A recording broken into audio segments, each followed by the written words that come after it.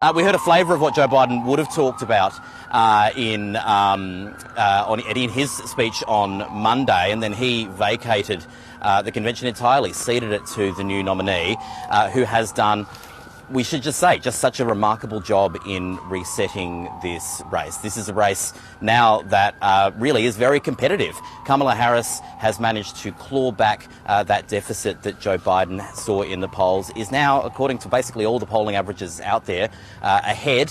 For example, in the Economist polling average, 3 percentage points ahead of Donald Trump on a national level.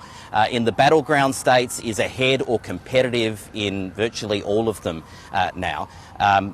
In the last few weeks, I've been speaking with Democratic Party strategists here in the United States. Many of them have said, thank goodness Joe Biden did eventually step down. They were fearing the worst, not just a defeat, but a landslide, no hope of winning the House back, the likelihood of losing the Senate as well. And they would be very worried about what Donald Trump would do if he controlled all three of those power-making, bodies, both the legislative and the executive branch. Now they're much more hopeful of not just retaining some of that, but potentially winning some or all of those three. And it's been a really interesting campaign reset to watch because it's so vibes-based.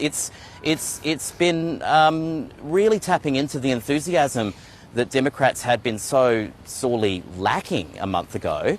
And they just now feel so excited and so enthusiastic about this new candidate that they haven't had to do the difficult things that David was mentioning earlier, press conferences and interviews, because what they're doing now is working. This convention was a party. This convention was an attempt to keep those vibes going, to keep riding that wave as far as possible. They wheeled out as many celebrities and musical performers as they could.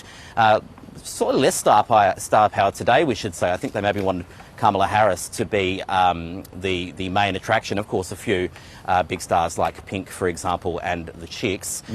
But the strategy seems to be keep the good times rolling as long as possible, because they're in this sort of race at the moment to define Kamala Harris before Donald Trump can define her for them. Think back to 2019 in Australian politics. Scott Morrison was very successful at defining the then Labor leader, Bill Shorten, in his preferred terms, and that definitely contributed to Bill Shorten's defeat, surprise defeat in that election. Well, Donald Trump's trying to define Kamala Harris how he would like. So far, he's been far less successful than Scott Morrison. But of course, there will be challenges ahead. There will be, a presidential debate, which is scheduled for next month. There'll be interviews and press conferences, I'm sure. But I think the Democrats are trying to ride that wave of vibes long enough that it builds them up a cushion so that when things do come back to earth, this is politics, things will eventually come back to earth, they have a bit of a cushion to land on.